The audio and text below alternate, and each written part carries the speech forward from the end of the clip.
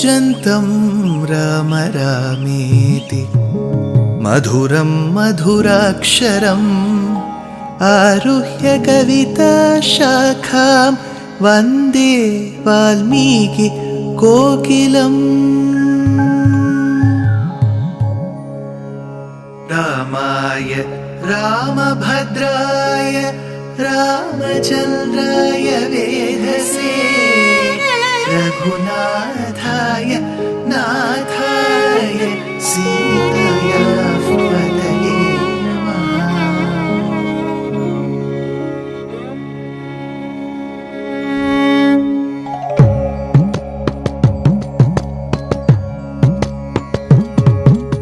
जयत्याश्रितसन्त्रास ध्वान्तविध्वंसनोदयः प्रभावान् सीतया देव्या परमव्योमभास्करः परमव्योमभास्करः।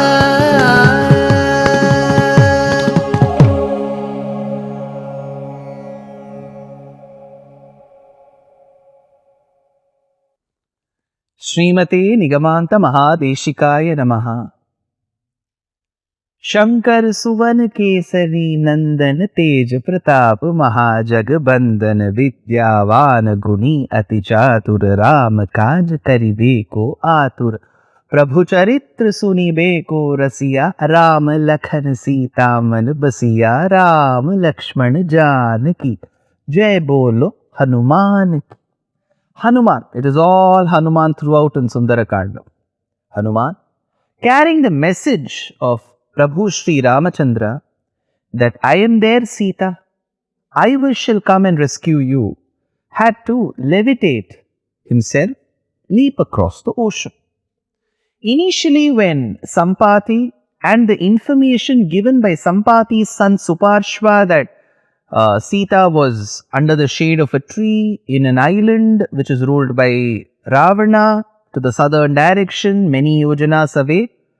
While the other Vanaras volunteered, Hanuman kept mum because of a curse that was pronounced on him by a Deva Rishi, stating that he will not know of his powers until and unless somebody motivated or reminded him of that.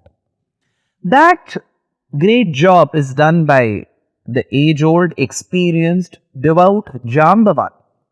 Jambavan reminds Hanuman of his powers, and that is when Hanuman starts realizing his powers and feels bad that he had kept the others waiting for so long in Rama Kainkaryam, in service to Rama.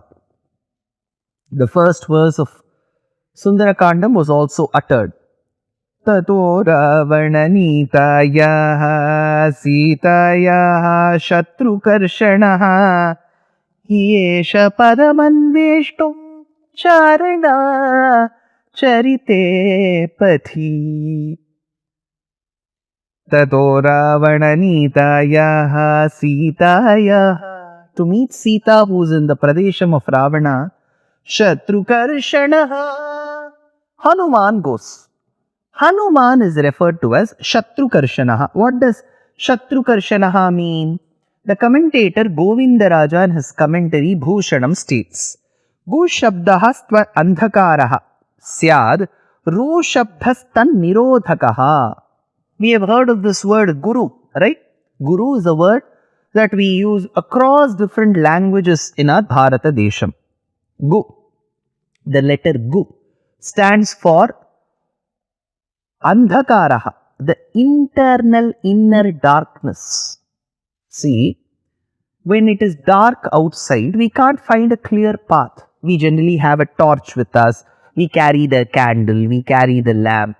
We need something that brightens the path in front of us. If it's all dark outside, you won't know the path.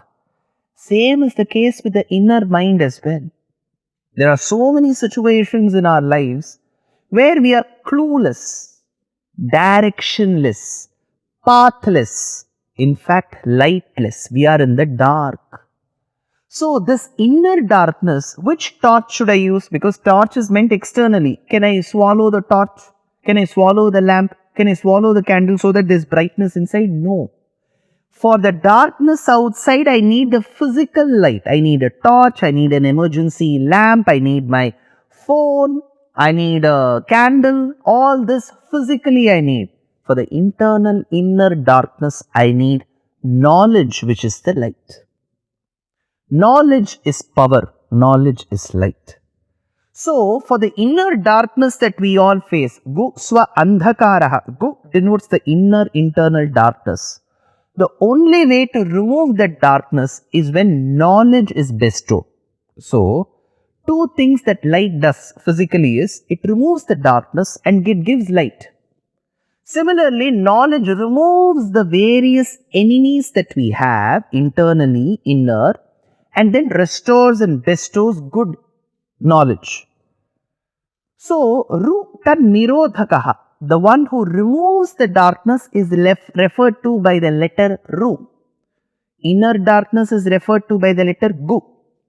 The process of removing that inner darkness is referred to by the letter Ru. The one who removes the inner darkness is referred to as Guru. So, Guru is the one who removes the internal darkness. The Guru is also referred to as an Acharya. You must have heard of this word Acharya. Swayam Acharati Sreshtaha. Whatever he or she advocates to the entire world, professes in this world, advises the world, suggests, recommends in this world, that person will end up practicing first and then preaching. It is not the other way around. I preach first and then practice much later. No, I practice first. I bring that into action and then I preach this word. So the one who practices first and sincerely and honestly professes, displays to the world what he or she practices by through preaching, is referred to as an Acharya. Swayam Acharati Sreshtaha. So that said, Guru, Acharya is very important. So the person who does that is referred to as a Guru and Acharya. So in a way, the Guru or an Acharya removes the Shatrus. Thereby, Shatru Karshanaha means Guru.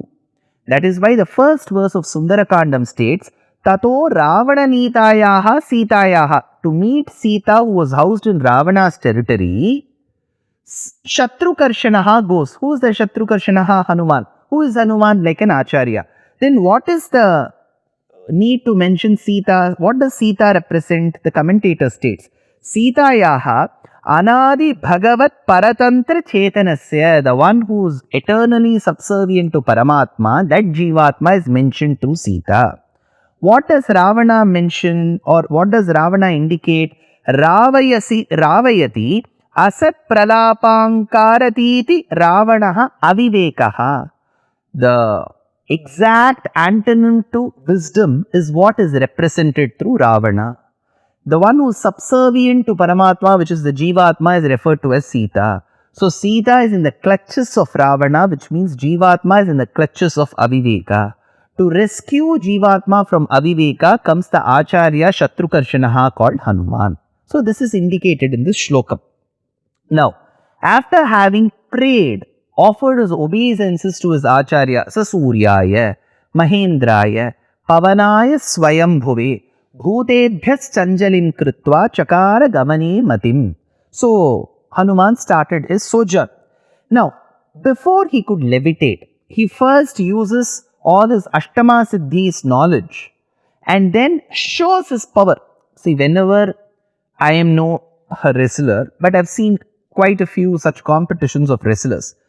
The moment they enter the arena, they first will motivate themselves. It is called Hunkaram. Hum, hum.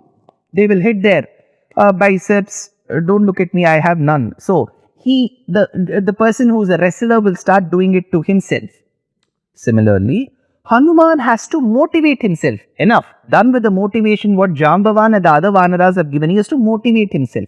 So, he starts growing like a mountain over a mountain. So, he stands on this mountain called Mahendragiri Parvatam. This mountain still exists in the southern part of India in the state of Tamil Nadu. The place where the Western Ghats kind of get over and the Eastern Ghats has to begin. Near a town called as Tirunalveli is another beautiful hamlet called Tirukkurungudi.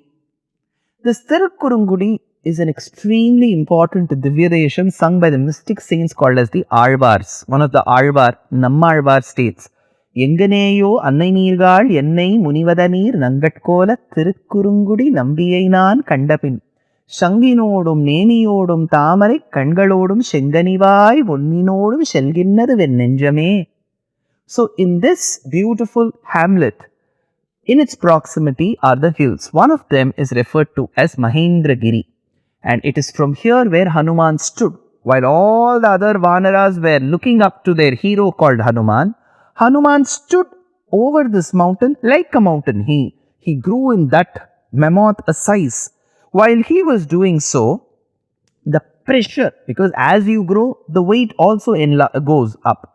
So as there was more pressure, the trees that were filled with beautiful blossomed flowers started shaking. And as he grew in size, and because of the emotion that he had for Mata, Sita and Rama, he had horripilation, goosebumps all over his body. So the hair stood erect, and because the trees were moving this way and that way, the flowers started falling and they all stuck to his horripilated hair. So it looked from a distance that a beautiful blanket of freshly blossomed flowers was the coat to Hanuman, says Valmiki. He says, Tena padapumuktena pushpaughena sugandhina sarvataha samvrita shailo babhu pushpamayo yatha. He looked filled with flowers. Then, as he exerted more pressure on the boulders and the rocks, so between the rocks and the sand there were small holes where snakes of virulent poison were staying. So those snakes started coming out. Shiro vipruto bhirnaga vyakta swastika lakshanaihi vamantah pavakam ghoram dandarshu darshanai shilaha yani tvaushadhajalani tasmin jatani parvate vishaghlanyapi naganam nashekuhu shamitum visham. So as these snakes started coming out, because of the pressure, the snakes started opening their mouths and with their fangs started exerting pressure on the rocks. So Valmiki states, because of this, the rocks started cracking.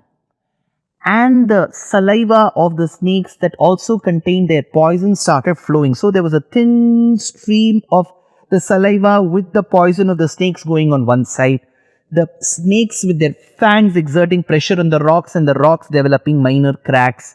And then flowers falling from the trees and standing on the horripilated hair of Hanuman so that he looks like Pushpamayo Yatha.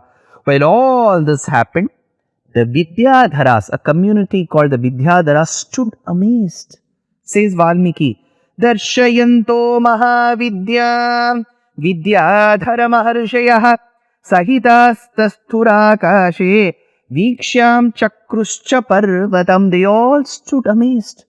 This Hanuman has grown into such a great size. Look at what all changes is happening around the place where he is standing. They were all amazed because the commentator states Mahavidya means Animad Ashtama Siddhim. The one who was adept in 8 siddhis, Anima, Lagima, these are all Ashtama siddhis. He was adept in all of that. They all were amazed at Hanuman. Now Hanuman had to leave this Parvatam and levitate and leap across the oceans to Lanka. So here comes a shlokam. Yesha Parvata Sankasho Hanuman Marutatmajaha Titishyati Mahavegaha Samudram Varunalayam. He had to cross Varunalayam, which means the ocean, as he had to fly. Whether he took off like a flight, because a flight goes on the ground for a certain distance, picks up speed, goes fast and then takes off. This is how the flight takes off. How does a rocket go? Rocket doesn't go like that. It gets propelled. It just exerts and just goes to the top. That's how a rocket goes. Whereas a flight goes like this. So now he's going to leap. He's going to levitate. Is he going to take off like a flight or like a rocket? What is going to happen after that? All that next episode. Dear Astika reader, I'm happy to be authoring a two-part book on the Ramayana in English. The first part is slated for release in the year 2024. The book aims to recreate and retell the Ramayana of Valmiki, conforming to the ancient commentaries and other allied literature. To receive notifications of the book release, kindly register with www.deshikadaya.org/books. Namaskaram.